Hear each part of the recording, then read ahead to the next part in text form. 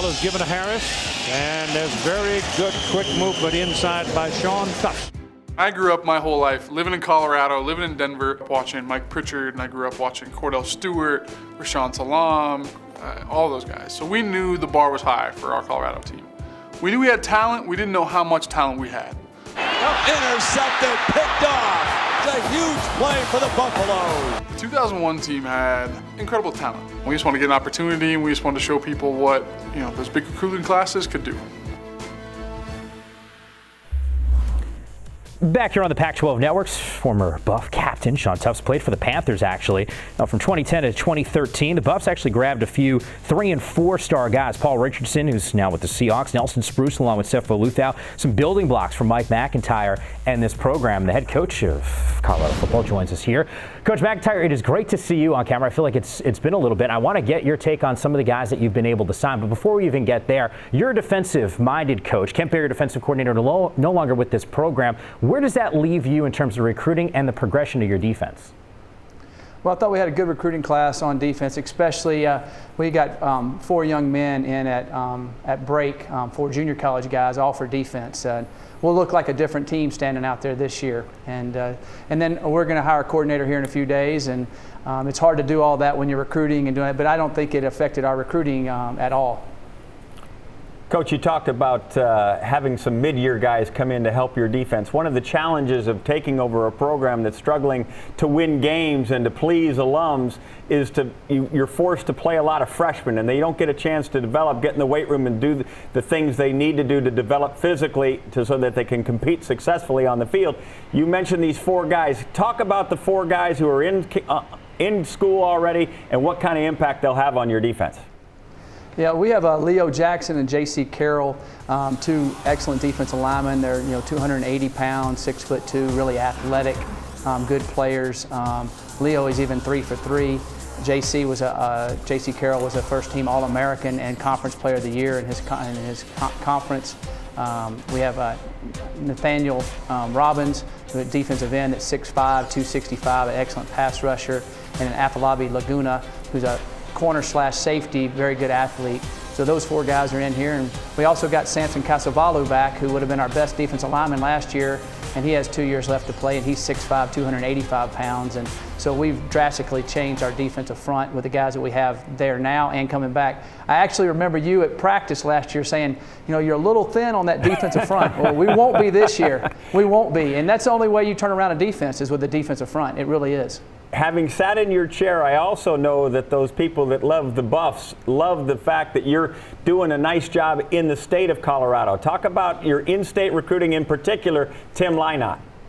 Yes, Tim Lynott was a big get for us. He was a young man that was offered almost every school in the Pac-12.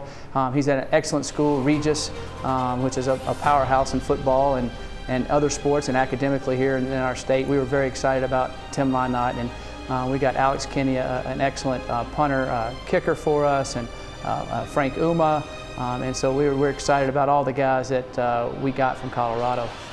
Coach, in terms of excitement for you as a head coach, take the wins and the losses and push those to the side for a second. We saw these games more competitive last season than we did in your first year. How are things in your mind progressing with regard to your program and some of these players and their development? Well, we're excited about it. It's a difference I'm seeing in the weight room and in the workout. I've had a lot of players come by and tell me that the attitude and the work ethic, and we're breaking numbers weekly. And that's exciting. And their attitude is a positive attitude.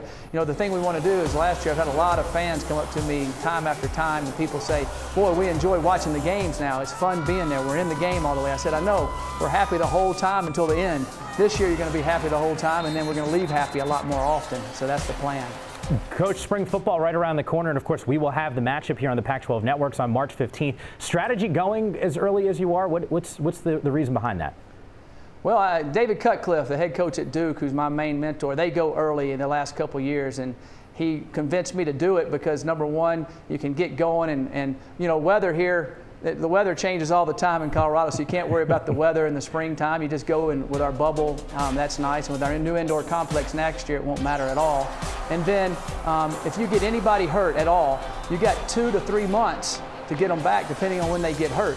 And the whole idea is to have the best team you can have when you crank up in August and the best team you can have when you play your first game in September. So I feel like this is a great deal. And also we want to keep our weight program going. And the way we're going to do it this year, the way we're doing it around practice, we're going to have a longer cycle, so we're going to be a more powerful football team. Coach, it could potentially be a huge day for Colorado fans in general. I know we were joking about basketball before we started this interview. Also Selection Sunday, so Tad Boyle's crew might be in the mix there for an NCAA tournament bid. Yes, that's what we always hope for. Tad's a phenomenal coach, and he's had a couple injuries this year, and the team is fighting through it, and I expect him to have a great run at the end here. The way he coaches and the way those kids are fighting, and I'm excited about that, and that's what we hope to see is a Selection Sunday there. Coach, can't wait to see your program and your team on the field March 15th here on the Pac-12 Networks. Wish you nothing but the best. Thank you very much, and get Rick back up to speed now.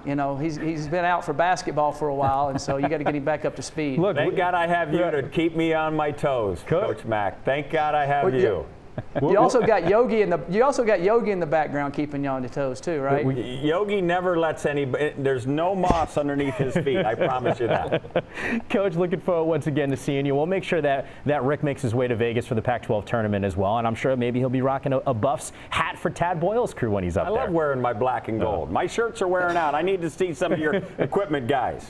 Hey, JT, and in our new facility, you can come. We'll show you where the new equipment room is. You can sneak in there and get some. Platty ought to send you some, as much as you've done for him. It's always the guys that coach after me that get the facilities. What is that about this deal? That's the way it is, isn't it? It's the way it is. Coach, thanks again. All right, y'all have a great one.